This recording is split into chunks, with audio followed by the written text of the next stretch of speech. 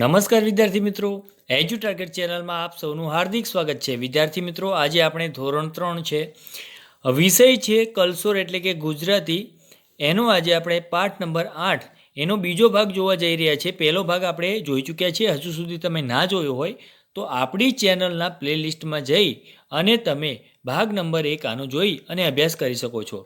પાઠનું નામ છે કીડી હતી કે હાથી હશે. એનસીઈઆરટીના નવા અભ્યાસક્રમ મુજબ સંપૂર્ણ સરળ શબ્દોમાં સમજૂતી આપણે જોવાના છીએ. તો વિડીયો છે છેલ્લા સુધી જોતા રહેજો અને ચેનલમાં તમે નવા હોય તો ચેનલને જરૂરથી સબસ્ક્રાઈબ કરી લેજો. ચાલો મિત્રો, વિડીયો શરૂ કરીએ. મિત્રો, હજુ સુધી તમે અમારી એજ્યુ ટાર્ગેટ ચેનલ સબસ્ક્રાઈબ ના કરી હોય તો સબસ્ક્રાઈબ કરી લેજો અને બાજુમાં આવેલ બેલ આઇકન દબાવી દેજો.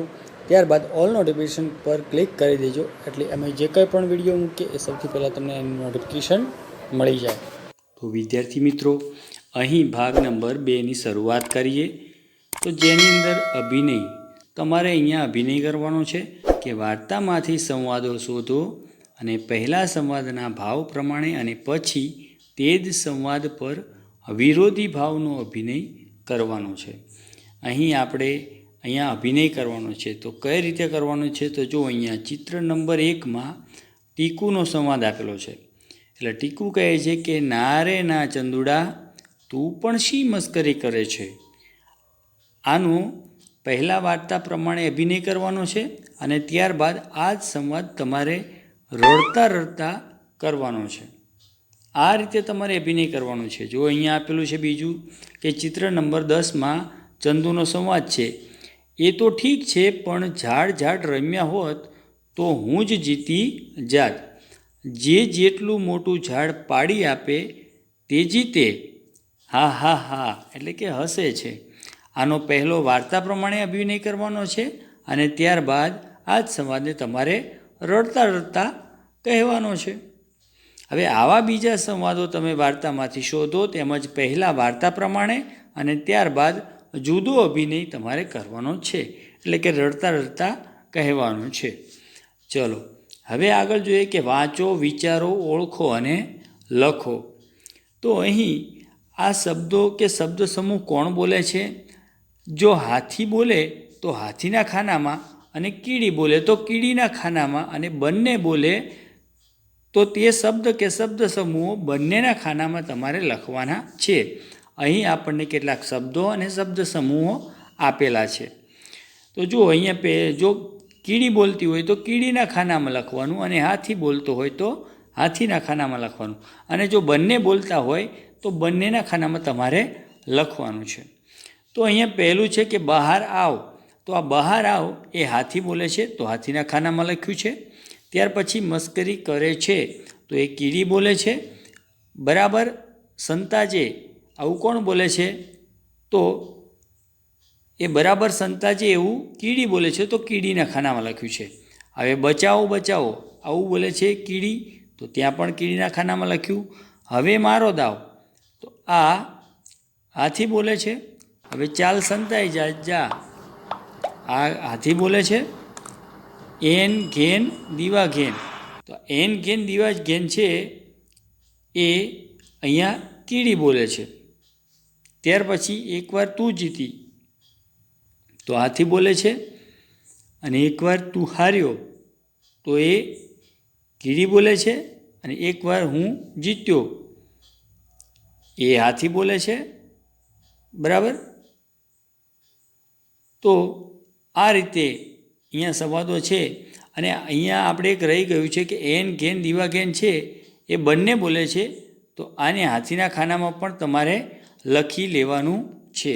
અહીંયા મેં લખ્યું નથી, પણ તમારે એ ત્યાં લખી લેવાનું છે. આ એન ઘેન દીવા ઘેન એ કીડી પણ બોલે છે અને હાથી પણ બોલે છે. ચલો આગળ જોઈએ કે આપેલા વાક્યનો અર્થ સમજાતો હોય તેવો વિકલ્પ પસંદ કરો અને ખરાની નિશાની કરો. હવે અહીંયા પહેલું વાક્ય છે કે ચંદુ એક જાડા ઝાડ પાછળ સંતાઈ ગયો. તો અહીંયા જે પહેલું વાક્ય આપ્યું છે કે ઝાડ જાડું હોય તો જ હાથી સંતાઈ શકે, એટલા માટે એ જાડા ઝાડ પાછળ સંતાઈ જાય છે. ચલો તો પહેલામાં ખરાની નિશાની કરવાની છે. બીજું આપ્યું છે આપણને પ્રશ્ન કે ટીકુએ અક્કલ વાપરી, તો એની અંદર અહીંયા ત્રીજા ખાનામાં ખરું કરવાનું છે કે ટીકુ પાસે ઓછા રંગ હતા છતાં તેણે બુદ્ધિ વાપરી આખું ચિત્ર પૂરું કર્યું. ચલો ત્રીજું છે કે ચંદુએ આંખો ઝીણી કરી, તો ત્યાં પહેલા ખાનામાં ટીક કરવાનું રહેશે કે ચંદુ ધ્યાનપૂર્વક જોવા લાગ્યો. ચલો ચોથું છે કે વાતોના તડાકા મારવા, તો અહીંયા બીજા ખાનામાં ટીક કરવાનું છે કે ઘણી બધી વાતો કરવી.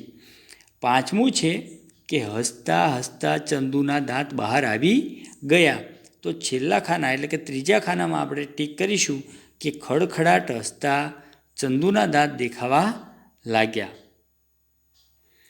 હવે અહીંયા ચાલો ગાઈએ ગીતડું કે ઝાડની સાથે દોસ્તી. આ ગીત તમારે ફરી વખત ગાવાનું છે. હવે અહીંયા આવે છે કે વાંચો અને લખો. તો એની અંદર પહેલું છે કે બાહુબલી કુસ્તીમાં પ્રથમ આવ્યો, તો આપણે વાંચવાનું છે અને પછી અહીંયા ખાલી જગ્યામાં લખવાનું છે કે બાહુબલી કુસ્તીમાં પ્રથમ આવ્યો. આ રીતે પહેલાં વાંચવાનું છે અને પછી નીચે ખાલી જગ્યામાં લખવાનું છે. બીજું છે કે વર્ગમાં છોકરીઓ તનુને લાડુ લાડુ કહી મસ્કરી કરવા લાગી. ત્રીજું છે કાચબાની પીઠ પથ્થર જેવી હોય છે. બધાએ જોઈ છે ને? હા. ચલો ચોથું કે રીટાએ થપ્પો રમતા ઝટ દઈને સુનિલને શોધી કાઢ્યો. પાંચમું છે કે નકામી વસ્તુમાંથી કંઈક નવું બનાવવા અક્કલ વાપરવી પડે. અને છઠ્ઠું છે આપણે સ્વચ્છ કપડાં પહેરવા જોઈએ. ચાલો હવે આગળ આવે છે જુઓ અને લખો. અહીંયા તમારે જોવાનું છે. પહેલું આપ્યું છે જો અહીંયા 6 લખ્યો છે, બરાબર. તો આ 6 છે એ ચ અને છત્રીનો છ, ચકલીનો ચ અને છત્રીનો છ, આ બંનેના સંયુક્તથી આ 6 લખાય છે, બરાબર. તો તમારે અહીંયા પણ નીચે જે ખાલી જગ્યા આપી છે ત્યાં લખવાનું છે. આ રીતે તમારે બધા 6 અહીંયા જેટલા સમાતા હોય એટલા તમારે અહીંયા લખવાના છે. એ જ પ્રમાણે અહીંયા સ્ન આપ્યો છે. શું આપ્યું છે? સ્ન. પ્રશ્ન લખીએ ને તો એ જે સ્ન છે ને એ સકોરાના એટલે શરણાઈના સથી અને નથી બંનેને ભેગા કરી અને આ સ્ન બને છે, જે તમારે અહીંયા ખાલી જગ્યામાં લખવાનો છે. ચલો ત્રીજું આપણને સ્વ આપ્યું છે કે જે શરણાઈના સ અને વહાણના વથી રચાય છે. અહીંયા એને સ્વ લખ્યું છે. આ જોડાક્ષર છે એ તમારે ખાસ 3 યાદ રાખી લેવાના છે અને લખતા શીખી જવાનું છે. ચલો હવે અહીંયા વાંચો. છ, સ્ન અને સ્વ જેમાં આવતા હોય તેવા શબ્દો શોધી નીચે લીટી કરો. તો જો અહીંયા આપણે વાંચવાનું છે અને અહીંયા જે આપણને જોડાક્ષરો આપેલા છે એ અહીંયા જે પણ શબ્દમાં આવતા હોય એની નીચે આપણે લીટી કરવાની છે. તો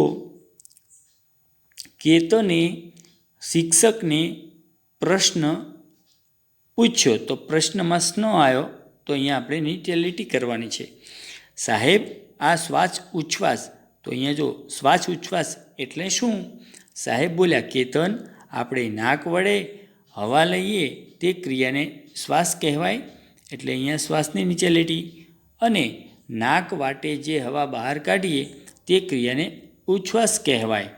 જેમ સ્વચ્છ પાણી શરીર માટે સારું તેમ સારા સ્વાસ્થ્ય માટે સ્વચ્છ હવા જરૂરી છે. તો અહીંયા એટલા શબ્દોની નીચે આપણે લીટી કરવાની રહેશે. હવે અહીંયા છ, સ્ન અને સ્વથી બનતા શબ્દોને ખાનામાં મૂકવાના છે. અહીંયા આપણને કેટલાક શબ્દો આપ્યા છે, તો જે ખાનામાં જે શબ્દથી જે રચાય છે તેની ખાનામાં લખવાનું છે. જો અહીંયા પ્રશ્ન, તો અહીંયા પ્રશ્ન છે એ સ્નના ખાનામાં આપણે લખ્યો છે. એ રીતે સ્વેચ્છા, તો એ 6ના ખાનામાં. અશ્વ તો સ્વના ખાનામાં. ઈચ્છા તો અહીંયા 6ના ખાનામાં. પાર્શ્વ તો અહીંયા શ્વના ખાનામાં. શ્વેત તો અહીંયા શ્વના ખાનામાં.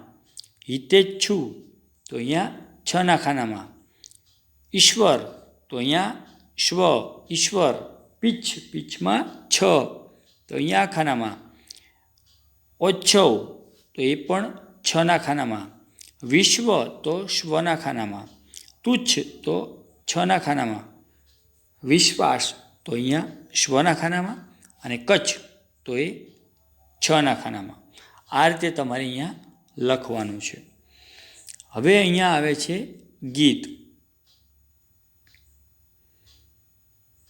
સરસ મજાનું ગીત છે કે ચિત્ર ગયું બદલાય, કે એક દિવસ પીછી લઈ રામુ કંઈક ચિત્રવા બેઠો, સરસ મજાનો રંગ ભરીને કરે લસરકો હેઠો.